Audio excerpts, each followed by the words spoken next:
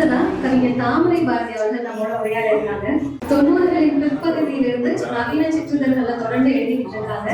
சல்லிகை அப்படிங்கிற இலக்கிய அமைப்பினுடைய ஒருங்கிணைப்பாளர்களில் ஒருவராக இருந்திருக்காங்க. தகுதாராவின் புன்னகை, உவர் மணல் சிறுநெறிஞ்சி, காசினி காடு அப்படிங்கிற கவிதை தொகுப்புகளை எழுதியிருக்காங்க. இங்கலிங்கம் தெருக்கள் ஆகிய கவிதை தொகுப்புகளை எழுதியிருக்காங்க. கவிஞர் தாமரை பாரதி அவர்களை அன்போடு வேலைகள். ரொம்ப மகிழ்ச்சியான மாலை பொழுது. ஆக்சுவலா சட்டில்னு ஒரு அருமையான வேர்டு இருக்கு இங்கிலீஷ்ல. நான் நவீன சிறுகதை நவீன கவிதைகள் உள்ள வரும்போது நிறைய நுட்பம் அப்படின்ற ஒரு வார்த்தையை நான் முதல்ல எங்க நான் தெரிஞ்சுக்கிட்டேன்னா, காலச்சோடுக்கு நான் கவிதை அனுப்புவேன்.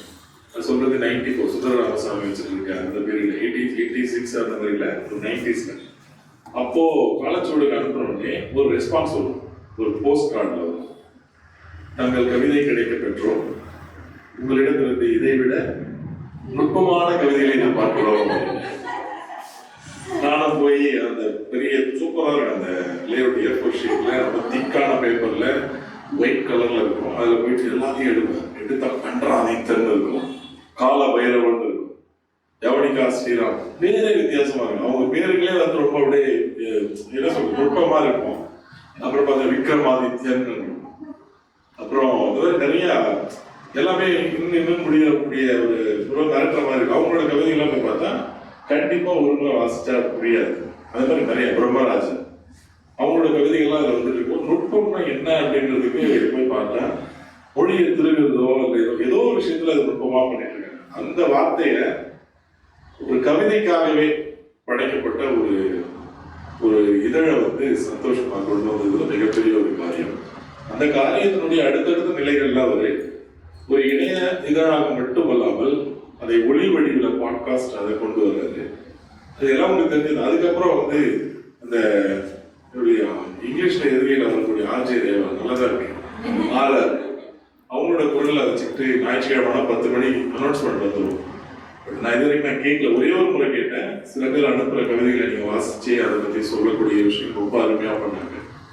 அதாவது நம்ம இப்ப பார்க்கக்கூடிய கமர்ஷியலான எஃப்எம் சேனல்ஸோட உங்களுடைய ரொம்ப தரமா இருக்கு. ஒருமுறை நான் இரவுல பயணத்துல போயிட்டு இருக்கும்போது அந்த இதை கேட்டுட்டு இருந்தேன். ரொம்ப பக்காவா பண்றீங்க. எனக்கு ஒரு வருத்தம் என்னன்னா, கூட்டம் நிறைய இருக்கும்னு நினைச்சேன்னா இது கொண்டாட்டம். அட்லீஸ்ட் இதுல பங்கேற்ற படைப்பாளிகள் வந்திருந்தாலும் போதும். என்ன இதுக்கு இது ஒரு கவிதையை கொண்டாடுறது இல்லாம கவிதை அம்சத்தையும் கவிதை அனுபவத்தையும் கொண்டாடக்கூடிய ஒரு விஷயம். நாம கொண்டாடலாம், வேற யாரும் கொண்டாடுறது.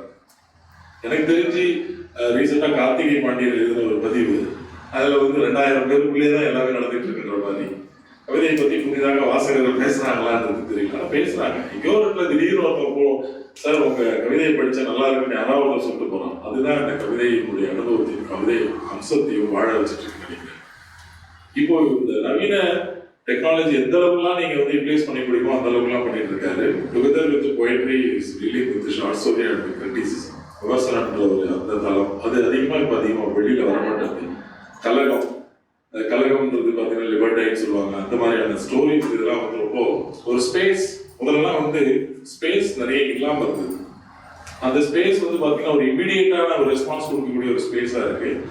அதுக்கு நமக்கு இன்டர்நெட் ரொம்ப யூஸ்ஃபுல்லா இருக்கு. அதை சந்தோஷம் பண்றாரு. இதுல எனக்கு என்னன்னா, இவங்க எப்படி ஒரே ஆளா இவ்வளவு விஷயத்தையும் பண்றாருன்றது எனக்கு தெரியல. வெரி மச் வீக் இன் டெக்னிக்காலிட்டி. அந்த சிஸ்டத்தை பார்த்தாலே எனக்கு பயம் வரும். சிஸ்டம், இன்டர்நெட், இந்த பாட்காஸ்ட்னா என்னன்னு எனக்கு தெரியாது. இப்ப சாட் பாட்ன்றாங்க, டீப்சீக் என்னோ சொல்றாங்க. பட் இதுக்கெல்லாம் நிறைய நீங்க உழைப்பு செலவு நேரத்தை நீங்க தானமா பண்ணணும், காலத்தை தானமா பண்ண வேண்டியது அப்படிதானே இருக்குது. இதுக்கிடையில 35,000 பேர் பார்த்தாங்க, அதை பார்த்தாங்க, இதை பார்த்தாங்கலாம் போடுவீங்க. நல்ல ஒரு முயற்சி எடுத்து போயிட்டு இருக்கீங்க. எனக்கு என்னன்னா, இந்த உலக அளவில் தமிழ் கவிதை அப்படின்றதுலாம் எளிவும் போயிடுச்சு.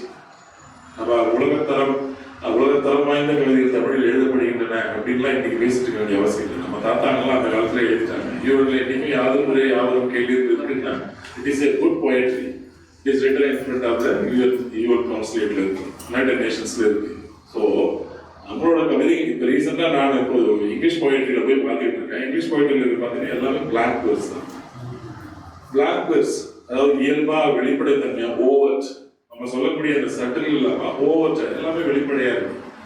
உரையாடல் வடிவிலான கவிதைகள் தான் இருக்கு, கதை சொல்லல் முறையிலான கவிதைகள் தான் இருக்கு. வெரி சிம்பிளஸ்ட் வேர்ட்ல அந்த வகையில பார்க்கும் பொழுது வேர் சொல் அதிகமாக இருக்கக்கூடிய ஒரு வேர் சொல்லை எடுத்துட்டாலும் பல விதங்கள்ல வேர் சொல்லை உருவாக்கக்கூடிய ஒரு மொழியானது தமிழ். அந்த மொழியில நம்ம ஒரு நல்ல தரமான படைப்புகளை நுட்பம் வந்து வெளியிட்டு இருக்காங்க. அந்த நுட்பமுடைய ஒரு இலக்கிய ஆக்க செயல்பாட்டுக்கு எனக்கு மனமார்ந்த வாழ்த்துக்கள்.